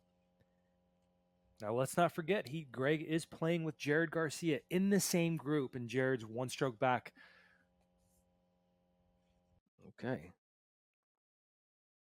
Well, there is going to be some nerves as we get these cameras back up the hill, get in position to see, well, how this all is going to play out. Right now, Gregory Odom Jr. has the lead. Willie Mack posted at 11 under par, but Garcia and Hall and Odom all coming up next. Did you know MasterCard and fintechs are helping this entrepreneur dream bigger? Look closer. MasterCard is securely connecting more of their financial picture beyond credit scores so lenders can approve loans for those who deserve them. Meaning this small business can keep opening new doors. MasterCard, helping partners do incredible things every day. Together, the possibilities are priceless. The Advocates Professional Golf Association was established in 2010 as a nonprofit organization with a mission to bring greater diversity to the game of golf. The APGA prepares African Americans and other minority golfers to compete and win at the highest level of professional golf and in the golf industry. Go to apgatour.org today to donate and support us. Right, so this opportunity coming up is going to have some change associated with it. $55,000 on the line for the winner, for the championship. Who is going to battle this out? And oh my goodness, Gregory Odom has made yet another move. He's back-to-back birdies on 15 and 16. And now we're here at the 17th, at the group of Jaime Lopez Rivirola, Aaron Grimes, and Jean-Baptiste Hakizimana. And the ball down is Hakizimana from Rwanda. Actually been a beacon of hope for his country. A lot of players look up to this man in Rwanda, shows them what can actually happen. There's a Rwandan actually playing at the U.S. Amateur this week.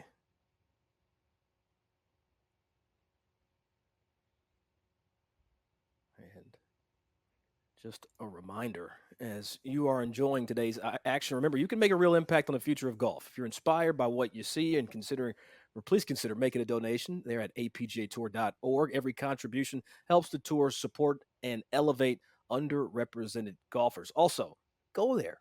Register for the newsletter so you can get exclusive updates, event news, and inspiring stories straight to your inbox. That's what that QR code is for there on the top of your screen. As the Compton man. Well, Aaron Grimes trying to show why they not like us. This is for birdie. Aaron's got a pretty subpar round going. Just 2 birdies and 2 bogeys on the day, and that's not going to get it done.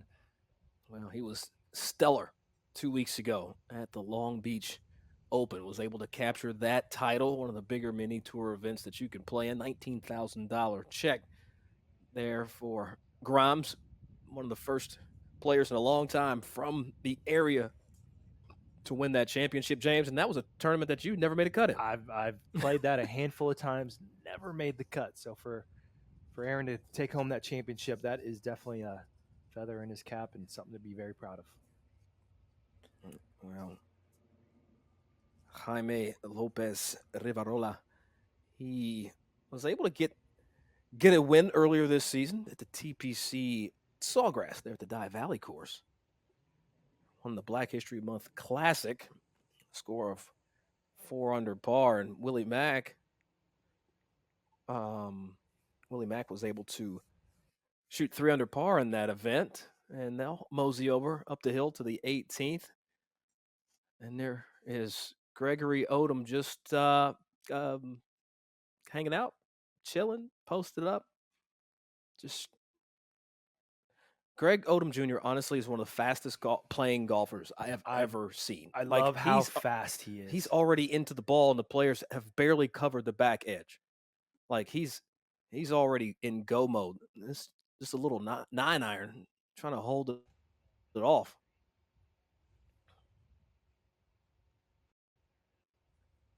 And that's a great looking shot. You can see why he's just hitting on all cylinders. 8 under for the day, 14 for the golf tournament, 2-stroke lead, and he's still aiming at flags.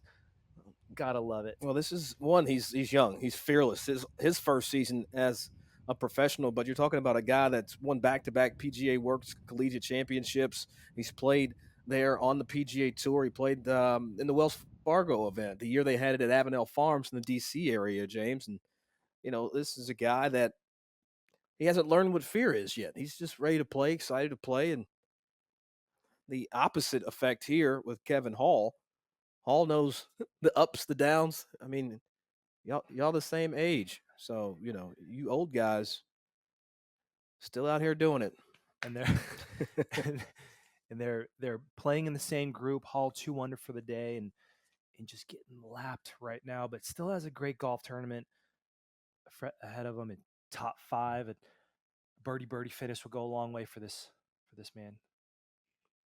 Well, as we've talked, Chase Johnson coming into the week was out of reach to lose the season-long points race. So Chase Johnson, we can report, will receive that $50,000 stipend.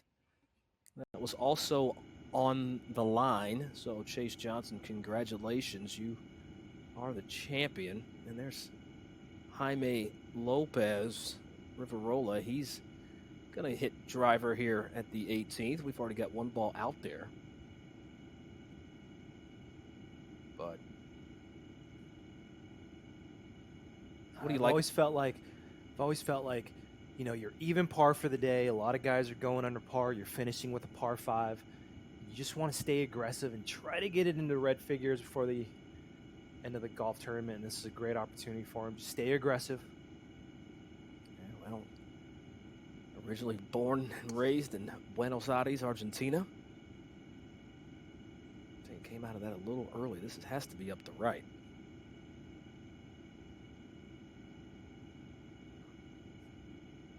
Made almost $9,000 on this tour for his season. For the Argentinian. There it is right there. Right down the middle. We've seen a lot of balls in that collection area. All right, Hakazimana. Here at the 18th. That APGA TZ5 in the shaft. Oh, good looking swing. Yeah, he really holds it off, keeps that face off, gets through kind of with the heel first, just rotates the chest. Love it. Big guy, and that'll be a ball that should find the fairway based off of the body language. There he is. He's going to be on the launch pad. He's going to have a little bit of an upslope, James. That could also present some opportunity. Be able to get it up high and stop it to this front left pin location, and maybe half a club shorter than his playing partners.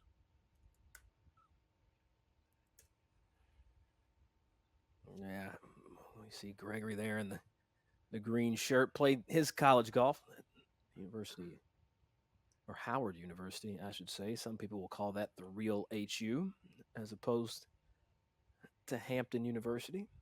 I love that little rivalry battle between who has the real HU, Hampton or Howard. I don't care either way. I went to FAMU, so it doesn't matter to me.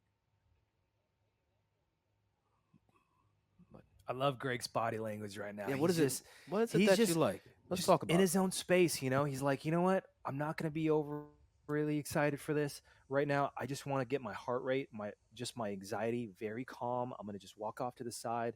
You know, usually you'll see guys just kind of obsess over their putts, start thinking about just random thoughts, but he just kind of steps away, goes to the edge of the green and just kind of does his own thing. Maybe he's thinking about a certain song in his mind, or thinking about what he wants to eat for lunch. Just kind of think about everything other than the results that haven't happened yet.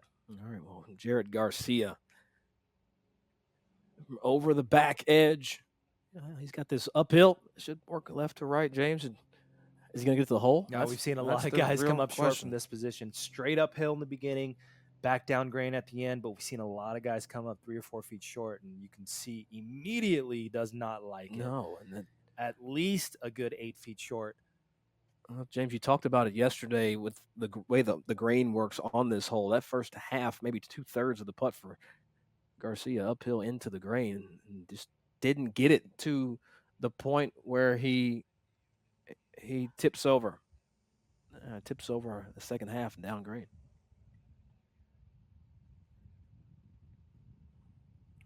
Didn't give Gregory any help there from Garcia. Maybe that was the plan.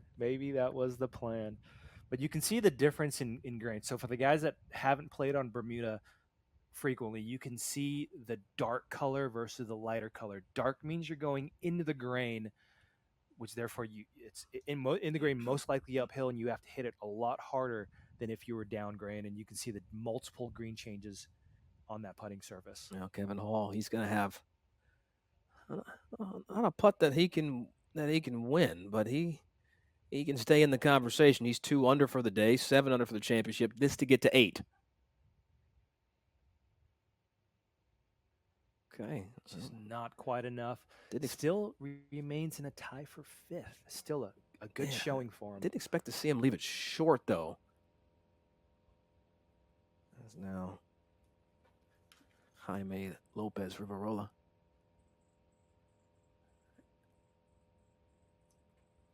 Just tell you what, this is very doable, James. Very, very doable. Okay, was that a layup? I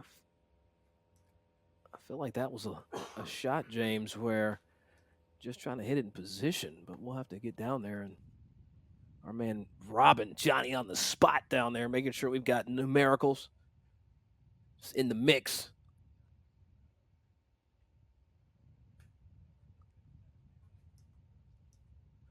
All right, Garcia to save par. To remain 2 strokes back of Greg. Does he get it? Any fist pumps for the save? Still in the game, 2 strokes back with the reachable 18th. When's the last time you fist pumped a par? That's a good question. Okay. But at least it makes him think, because 18 could be a two-stroke swing. Yeah. Well, remember, we've seen a lot of eagles on that hole yesterday. Hakazimana from 217, James. This is full go from a little bit of an upslope. I think he heard your voice, Doug. Let's keep it He down. probably did hear my voice. Keep it down. This is a golf course. Or he might have heard somebody else's. It wasn't me. It might have been me. I'm sorry. So ball slightly below his feet. He's got a good opportunity. Just go straight flag hunting on this one, but understanding that, it's going to be a slightly a miss right, mainly because the ball's below his feet. Yeah, he's always begging for it. Always begging. I didn't see a splash. All right, that's out right. Might have crept into that bunker for Hakazimana. James, this is that time in the round, that season, the round, the day, whatever you want to call it. This is where it starts to get nervy. We've got Garcia trying to finish out a round and chase. We've got Gregory Odom Jr. with a lead right now. James, how do you manage your emotions coming down the stretch? Understanding that you have a two-stroke lead coming down on the last hole. Number one priority, get the ball in the fairway, make the other guy make a move to come catch you. Okay, well, Grimes back. 178 left, aiming out to the right. This looks to be, a little 4-iron, I'd say, if I had to guess. James, and this ball he can turn over. Definitely the right side is the proper miss. It seems everyone's aiming in the middle of that back bunker there and trying to turn it over. Number one priority, catch it solid. It looks like he caught a little thin. Oh no. Just the wrong time to hit a shot, and just got word that Aaron Grimes has rinsed his approach. But I'll tell you what, we've had a lot of players out here chasing today. Well, one of them is this man, Willie Mack. Willie Mack finished with a 65 round, and he's standing with our very own Shasta Everhart. I am here with my fellow Flintstone.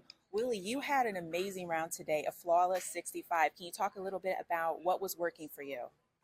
Yeah, I just usually on the last day I try to make no bogeys, and I achieved that today. I probably come up a couple shots short, but hopefully I can take this momentum into some tournaments before Q School and play well there. Now, can we talk a little bit about your course management? Obviously, growing up with you playing, you always really did so well with course management. Is that a big factor for you, especially in your final round, and being able to have a comeback like this? Yeah, for sure. Just being able to pick spots where I can be aggressive and not be aggressive. I think it just kind of helps me out sometimes when I'm not hitting the ball that good. So hopefully, like I said, I can just keep doing that, and good things will happen. Good.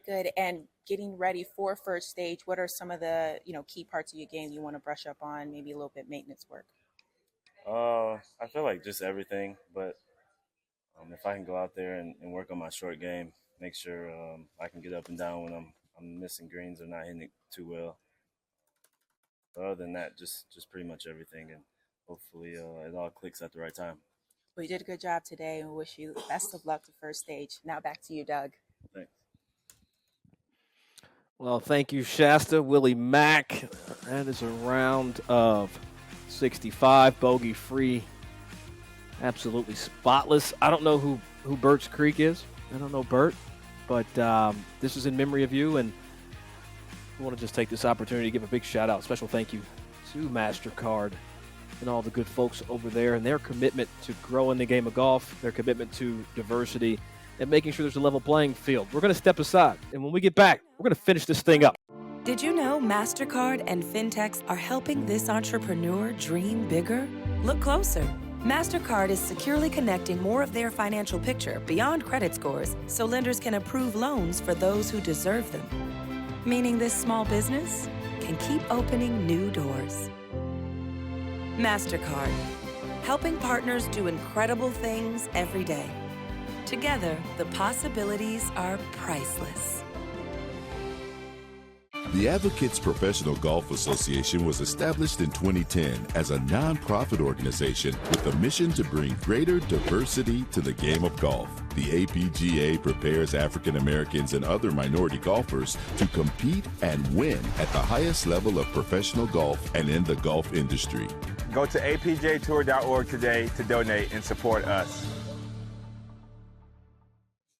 Well, we heard from Willie Mack there with our very own Shasta Everhart, just talking about, how he manages the round and tries to play bogey-free. He was successful in this final round campaign, but unfortunately he is 2 shots outside of the lead, currently held by Gregory Odom Jr., the native of Memphis, Tennessee, and could be his biggest win coming up. Players are already off on the 18th. Go ahead and hit during our break, and we're going to get Hakizimana.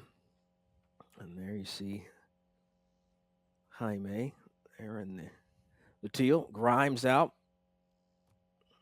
They are waiting for Hakizimana there in the back bunker. We should see his ball get to the green momentarily, and Grimes going to rush in, trying to get a read, James, just to get a little peek. We saw that ball. Let's go ahead and run the replay of that shot, and here it is. Yeah, you can see his ball position not too far forward. He just wants to catch it a little bit heavy and let that ball release all the way down to the flag and not try to fly it all the way down there.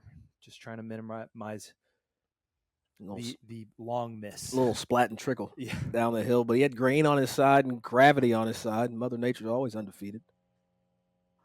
So Hakizimana now, he's going to have, probably some 14 feet left for his birdie, as we saw the ball of Aaron Grimes there out right. It's got some change on it. This is Grimes actually to try to save a par.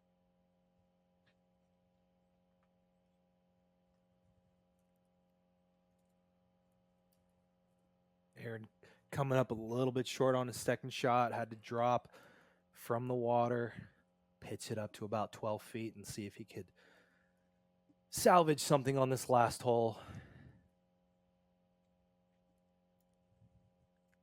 It's just a slightly tougher pin location than yesterday. Yesterday was that front right pin location, and you can kind of miss it both left and right. And on this one, brings in more of the water. Visually, it's a little bit more intimidating, and you can tell by the scoring average, no eagles today from the entire field. I feel like he's putting right down the fall line. I feel like this putt is supposed to go a little left to right, but could stay high on him. Oh, well, we both were wrong. We both were wrong. Coming down the hill there for Aaron Grimes. It's been a good season overall, even off the APGA Tour, and Grimes actually saw a year for himself that he can take a lot of confidence from to build upon. Young man's got a lot of talent. He's just starting to tap into it, and I cannot wait to see how he continues.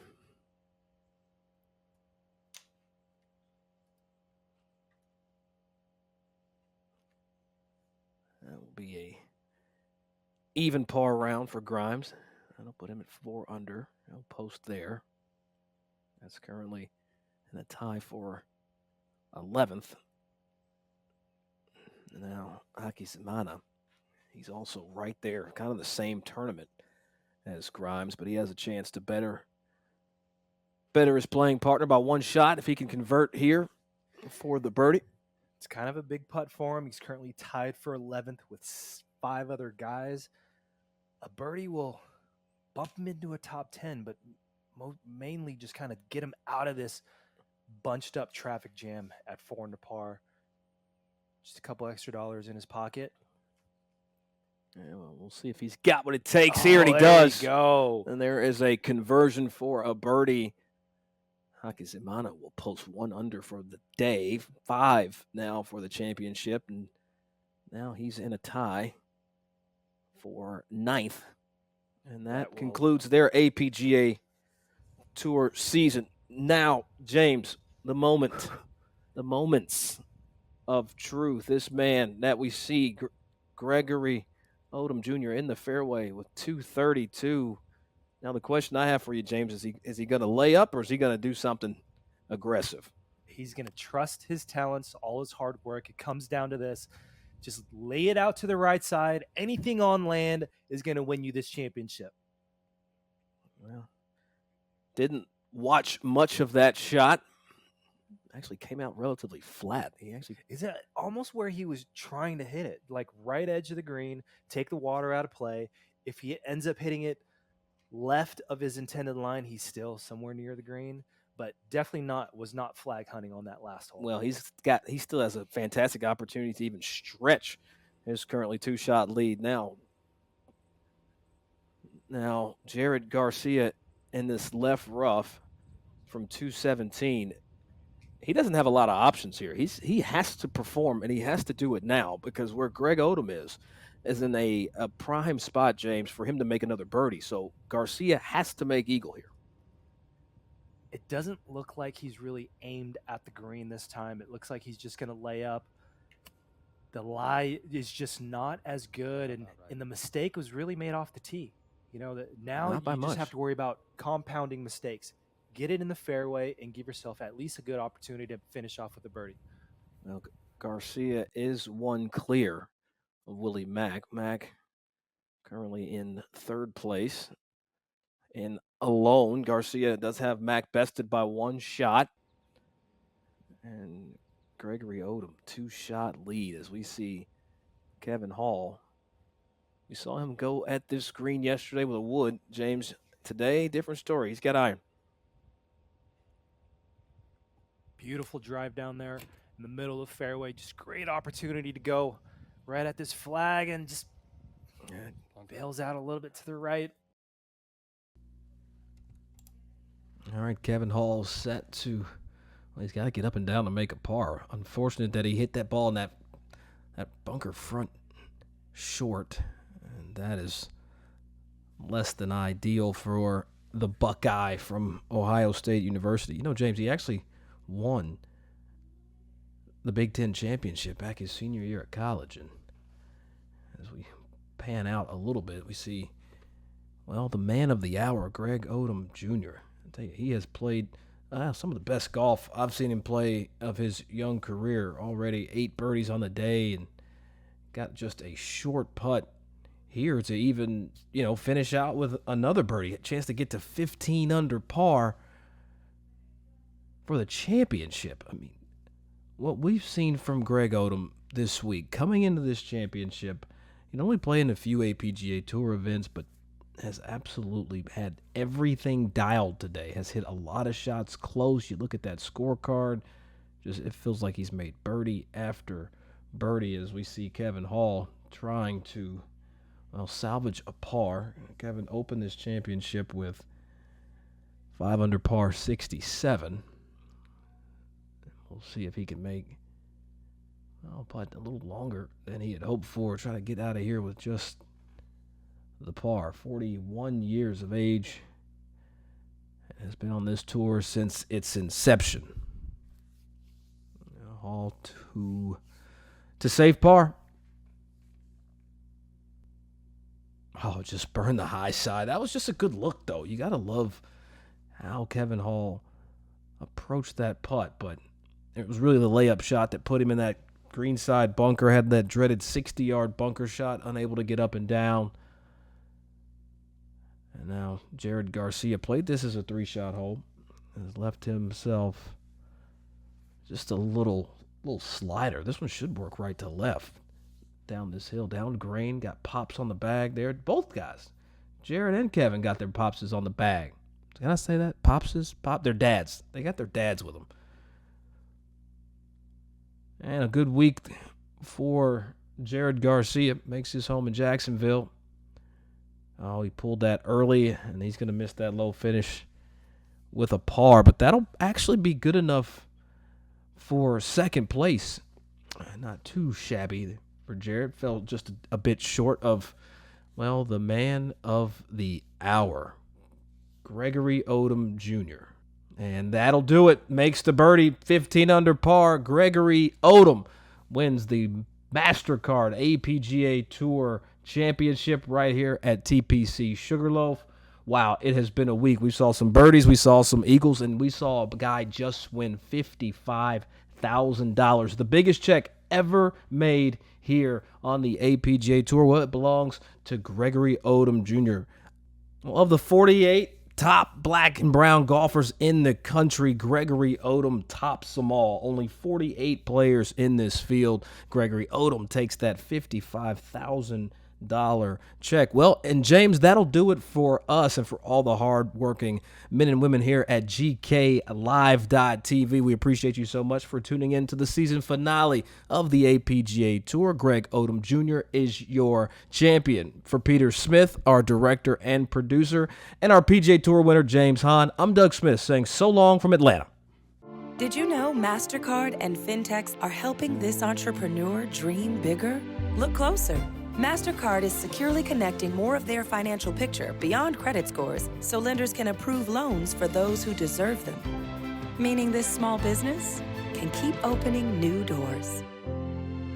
Mastercard, helping partners do incredible things every day. Together, the possibilities are priceless. The Advocates Professional Golf Association was established in 2010 as a nonprofit organization with a mission to bring greater diversity to the game of golf. The APGA prepares African Americans and other minority golfers to compete and win at the highest level of professional golf and in the golf industry. Go to apgatour.org today to donate and support us.